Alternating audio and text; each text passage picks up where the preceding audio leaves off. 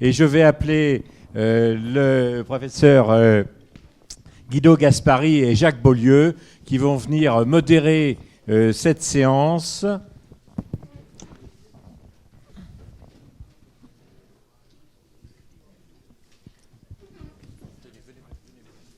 Non, venez vous asseoir.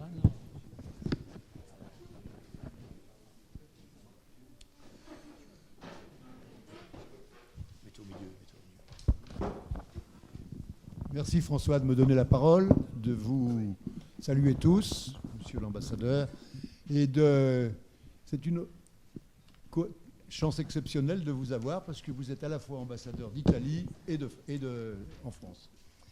Donc, c'est la Société piémontaise qui a bien voulu venir à Paris. Je remercie tous mes amis de Turin et des environs d'être venus aujourd'hui.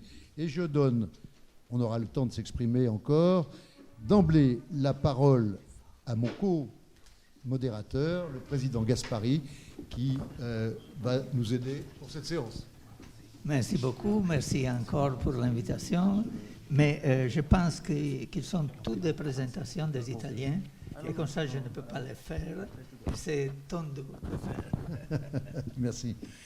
Donc, on va appeler les premiers orateurs, qui sont messieurs Vigano, Capussotti, Dorosa, Oulazzi de Saussure, Manta de Genève, Madame Rubia-Brand de Genève. Le titre, résection hépatique pour métastase d'origine colorectale après chimiothérapie, l'impact sur la survie des lésions histologiques liées à la chimio et à la réponse tumorale pathologique. Et l'intervenant sera le professeur Henri Bismuth. Bonjour à tous.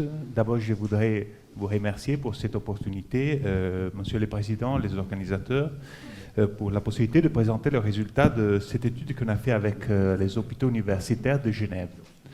Tout le monde connaît que la chimiothérapie a modifié l'histoire des malades avec des métastases d'origine colorectale, parce que la chimiothérapie a prolongé la survie des malades non résécables, elle a augmenté les taux de résécabilité, elle a amélioré la survie sans récidive dans les malades qui sont réséqués. Et on connaît aussi que la réponse à la chimiothérapie, c'est un très fort facteur prognostique de survie après chirurgie. Ça nous a donné beaucoup d'importance à la data histologique et tout le monde a appris à connaître ça. Mais quand on parle de data histologique après chimiothérapie, il faut considérer tout de suite les métastases, mais aussi les micrométastases et le parenchyme non tumoral. En commençant par les métastases, vous connaissez qu'il y a une réponse de la tumeur à la chimiothérapie. Et on peut évaluer la réponse tumorale histologique. Et ici, vous voyez les deux scores qui sont utilisés. Le TRG qui a été proposé par Mme Rubia-Brand et le pourcentage de cellules viables qui a été proposé par l'MD Anderson, le centre MD Anderson de Houston. Mais après les études initiales à ce sujet, il n'y a pas eu beaucoup d'études d'évaluation pour confirmer l'impact de ces scores. En plus, on n'a pas eu une étude qui a directement comparé les deux classifications entre eux. Pour ce qui concerne les micrométastases, ce sujet a été étudié par des centres japonais, mais a été presque complètement négligé par les centres européens et américains. Et si vous voyez les résultats qui ont été rapportés, quand on parle de micrométastases, ça signifie un envahissement microscopique vasculaire, biliaire et lymphatique, ou la présence de nodules satellites. Et ça a été décrit jusqu'à 70% des malades. On connaît aussi que la chimio permet de réduire le taux de micrométastases, et après chimio, le taux c'est autour de 20-30%. Mais l'impact prognostique de ce data, c'est presque inconnu. Et enfin, le parenchyme, tout le monde connaît ces data, la stéatose, la stéatohépatite, la dilatation sinusoïdale, l'hyperplasie nodulaire régénérative. On a appris à connaître ces termes parce que toutes ces lésions augmentent la morbidité après résection hépatique et la stéatohépatite augmente aussi la mortalité, comme a été décrit dans une étude coopérative entre nos centres et le centre de Vauteil à Houston. Mais l'impact à long terme de ces lésions est inconnu à nouveau. On ne connaît pas s'il y a un impact de ces lésions sur la réponse tumorale histologique et sur la survie. Alors, on a pensé de faire une étude pour identifier quelles data histologiques ont vraiment un impact prognostique chez les malades qui sont opérés pour des métaopéras hépatiques d'origine colorectale après chimiothérapie. On a fait une étude rétrospective bi-institutionnelle, nos centres avec les hôpitaux universitaires de Genève. Tous les malades opérés entre 1998 et 2011 ont été considérés. Et ici, vous pouvez voir les malades qui ont été inclus et exclus. On a inclus les malades qui avaient fait une résection complète, R0, R1, après une chimiothérapie d'au moins 2 mois et à base de oxaliplatine et ou irinotecan. Ça veut dire une chimiothérapie moderne et efficace. Par contre, on a exclu les malades qui avaient une mortalité post-opératoire à 90 jours. Et ça a été fait pour distinguer les effets à long terme et à court terme des lésions du foie non tumorales.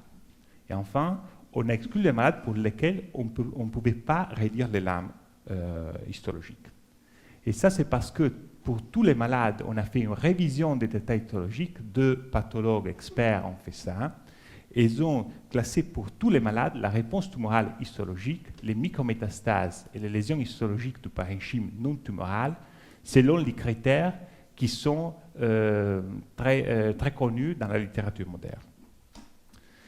Et ça, c'est nos populations. On parle de 891 malades opérés dans la période de l'étude, mais suivant les critères d'inclusion et d'exclusion, on arrive à considérer 323 malades.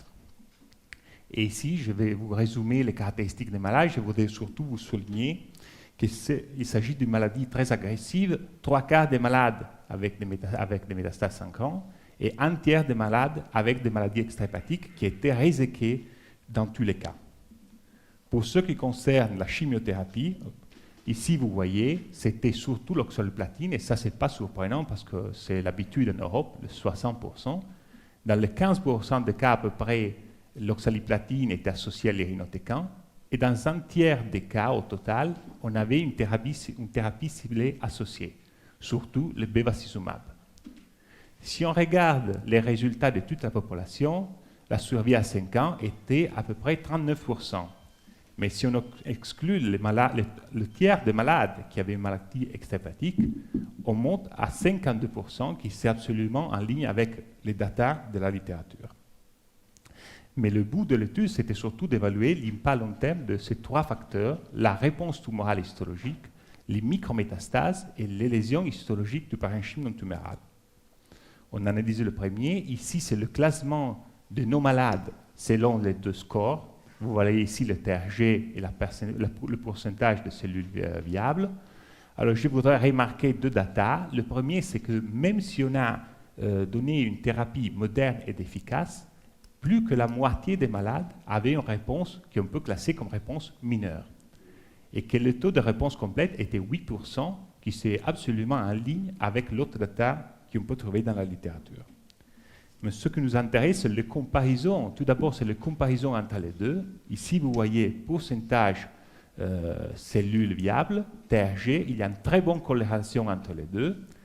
Et même si on sépare réponse majeure mineure, vous voyez qu'on a beaucoup de malades qui ont été classés de la même façon par les 2 scores. Mais c'est aussi vrai qu'on a 20% de malades, c'est un 5e, qui ont eu un classement différent par les 2. Et surtout, on peut souligner que le pourcentage de cellules viables a surestimé la réponse parce qu'ici, c'était une réponse majeure. Par contre, le TRG disait une réponse mineure. Alors, on va voir si ça a un impact sur la stratification du pronostic. Ici, vous voyez le TRG. Il y a une stratification très bonne, significative, avec une survie qui passe de 60 à 40 à 30% à 5 ans pour les 3 groupes. Mais ça, c'est vrai aussi pour le pourcentage de cellules viables, 60, 50 et 30%. Alors, apparemment, à l'analyse univariée, les 2 étaient valides. On discutera à la fin les résultats de l'analyse multivariée, mais ici, je vais vous anticiper qu'à l'analyse multivariée, il n'y a que le TRG qui était un facteur indépendant pronostic, mais pas le pourcentage de cellules viables. Et la différence de stratification peut expliquer ces différences qu'on interprète comme une supériorité en faveur du TRG.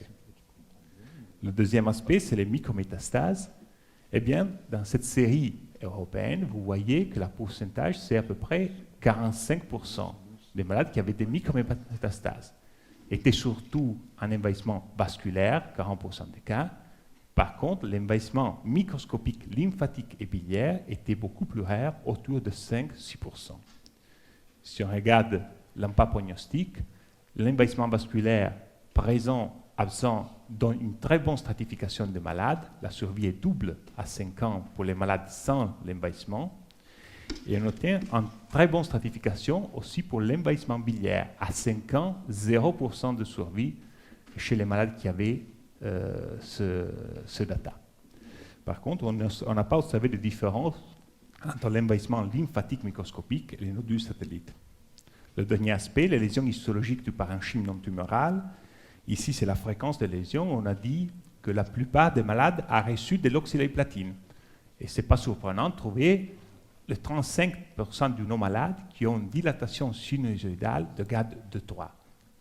La deuxième pour fréquence était la stéatose, à peu près les 20%, suivi pour la stéatohépatite 10%, et beaucoup plus rare, l'hyperplasie nodulaire régénérative. La première question, c'était est-ce que les lésions histologiques ont un impact, une corrélation avec la réponse tumorale histologique?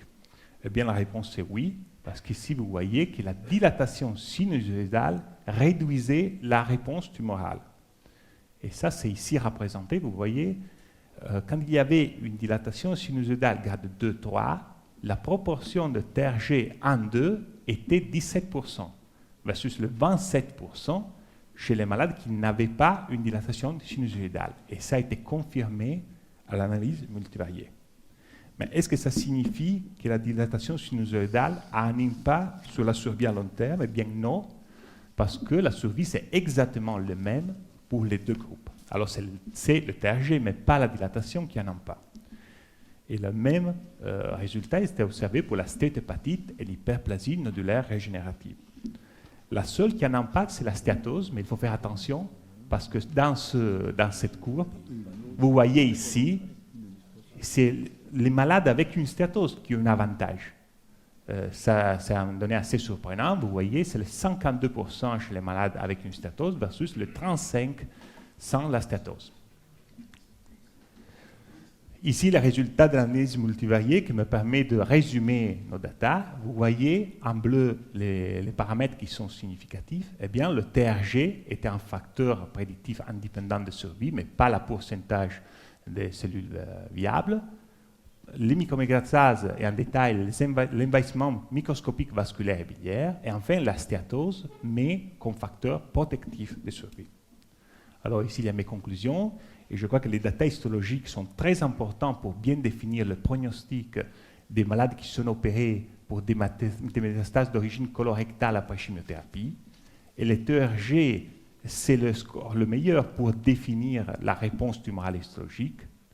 Les micrométastases, et on parle de l'envahissement microscopique biliaire vasculaire, ont une valeur prognostique même après chimiothérapie. La dilatation sinusoïdale réduit la réponse tumorale, mais ne modifie pas la survie. La seule lésion qui a un impact sur la survie est la stéatose, mais elle est associée à une amélioration de la survie. Alors je crois que c'est essentiel d'obtenir une standardisation des rapports histologiques pour avoir une définition optimale du pronostic chez ces malades dans tous les centres. Je vous remercie.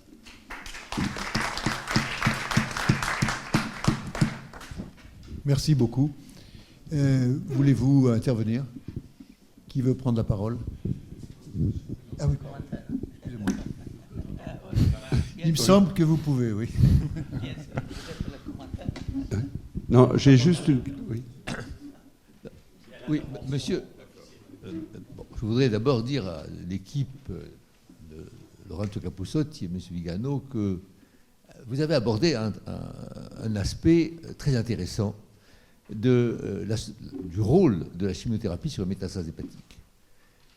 Comme vous le dites très justement, ce rôle est important parce qu'il a permis d'apporter au traitement chirurgical, qui est en fait l'objectif du traitement des métastases hépatiques, qui reste un objectif chirurgical, une quantité de malades qui n'étaient pas opérés. Alors, moi, la première question que je vais vous poser est la suivante. On dit qu'en réalité, ce que l'on vise par la chimiothérapie, c'est plus que la guérison des métastases hépatiques, c'est surtout la réduction du volume tumoral. Parce que ce qui compte aux chirurgiens, c'est de pouvoir enlever une partie du foie qui n'était pas possible d'enlever parce que les métastases étaient très grosses.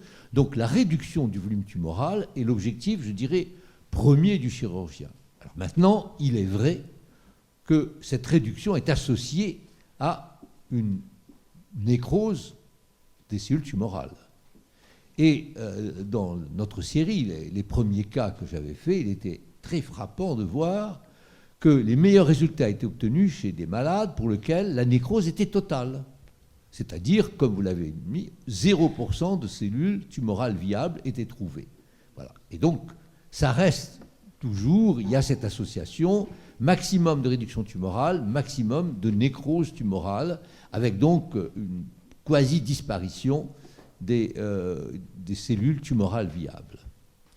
Alors, ceci, vous le trouvez, mais je voudrais revenir principalement sur les objectifs de votre travail, c'est-à-dire les lésions histologiques du parenchyme hépatique et leur incidence sur le pronostic, c'est-à-dire du résultat de la résection hépatique. C'est bien ça, puisque c'est encore une fois l'objectif. Alors, j'avoue que je suis un peu perplexe devant vos résultats. D'ailleurs, vous-même, vous l'êtes, puisque la stéatose semble être un résultat un peu paradoxal. Vous dites que la stéatose protège. Bon, par quel mécanisme, ça, on ne sait pas très bien. Mais je voudrais vous poser une question.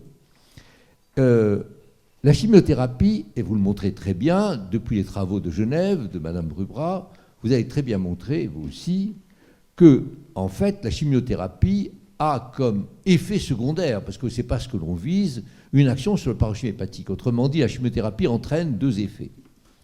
Alors, ma question est la suivante. Comment pouvez-vous étudier un effet négatif de la chimiothérapie sur les lésions histologiques du foie? Je m'explique.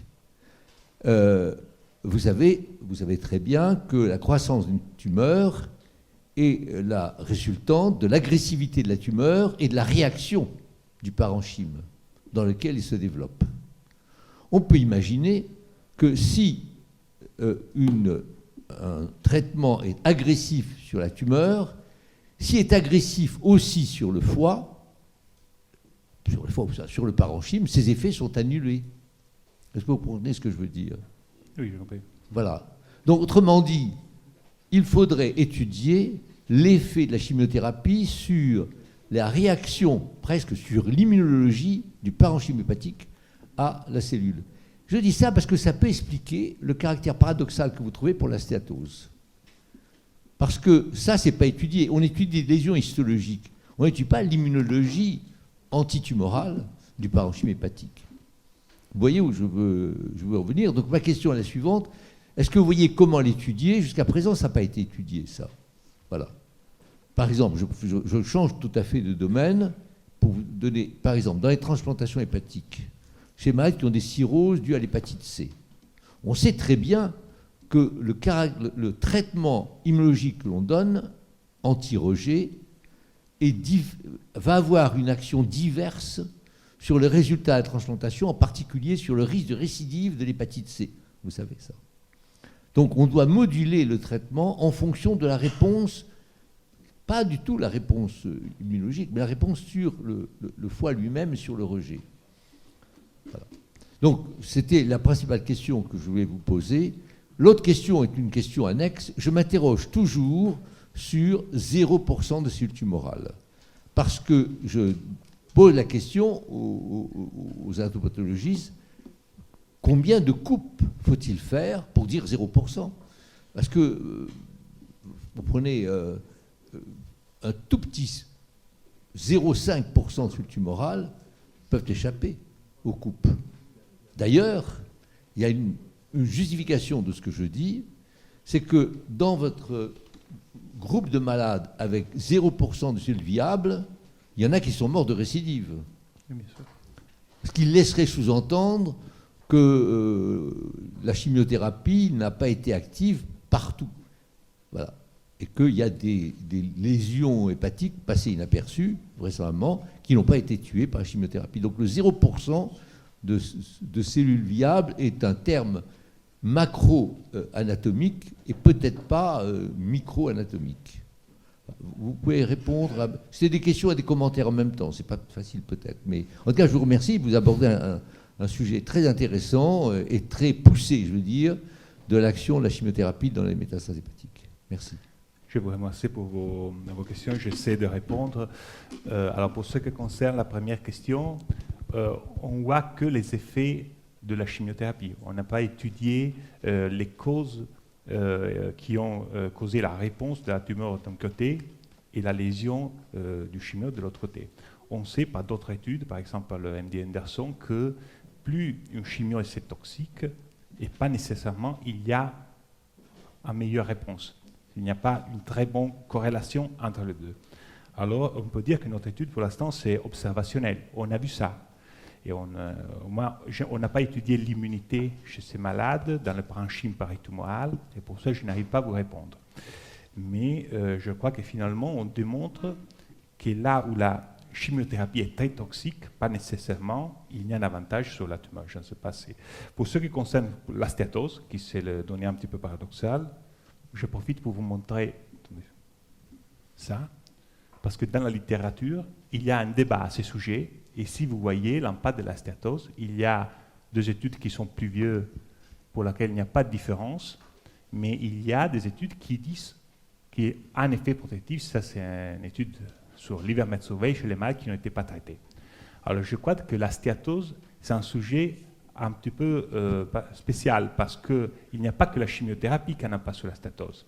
Il y a l'état nutritionnel du malade, et la génétique. Ça veut dire qu'il n'est pas lié que, alors, à différence de la dilatation sinusoïdale, qui est très liée à la chimiothérapie, à l'oxalie, je crois que sur la stéatose, on a plusieurs facteurs qui peuvent impacter, et ça complique l'interprétation de ces résultats. C'est pour ça qu'on dit, on a observé ça, ça a été vérifié, confirmé l'analyse multivariée, d'autres études seront nécessaires pour confirmer ça, puis bien comprendre pourquoi.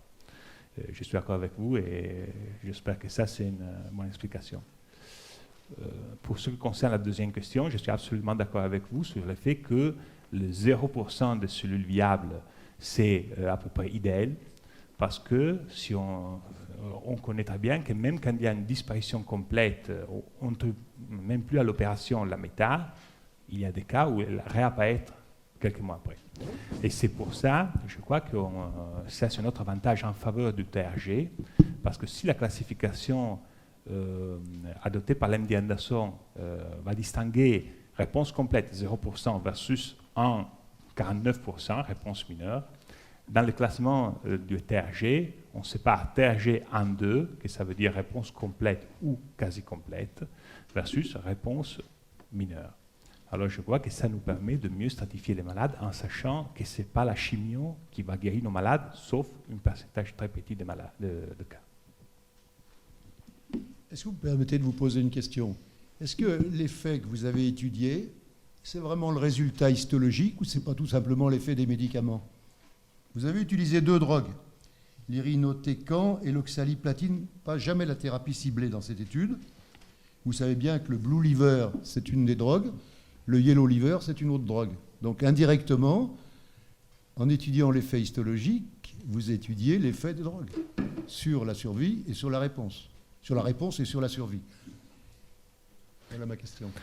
Oui, ça c'est une possibilité. Je peux vous répondre en disant qu'aux analyses statistiques, on a étudié si le type de chimio avait un impact sur la survie. Et ici, la réponse c'est non. L'oxalie, irino ou la combinaison des deux n'avait pas d'impact sur la survie. Première réponse. Deuxième aspect, on a analysé si la chimio avait un impact sur le TRG, parce qu'on a vu que la dilatation sinusoïdale avait un impact sur le TRG. Alors, eh bien, il y a un impact indépendant de la chimio sur le TRG, avec une efficacité décroissante à partir de l'oxalie-irinotecan qui était le maximum, avec un TRG en 2 très élevé, après l'oxalie, enfin l'irino. Alors, auparavant, on peut dire que on a même croisé les datas de la chimio avec les datas histologiques. Les datas histologiques étaient indépendants par rapport aux datas de chimio.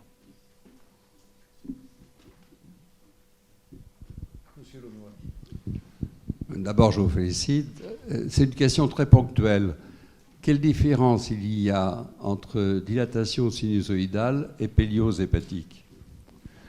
Alors, je crois qu'il y a eu une évolution dans l'étude des lésions sinusoïdes.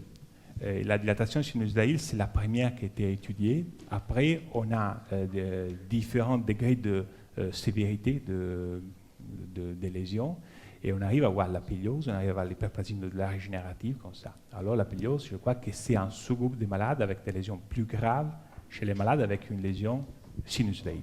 C'est pour ça qu'on a 35% de malades avec un SOS et l'hyperplasie, la péliose n'était pas rapportée, c'était très rare, mais l'hyperplasie nodulaire régénérative, c'était que le 3%. Écoutez, je suis obligé d'arrêter les questions et les réflexions. On continuera ultérieurement. Et je vous remercie beaucoup pour cette étude très difficile.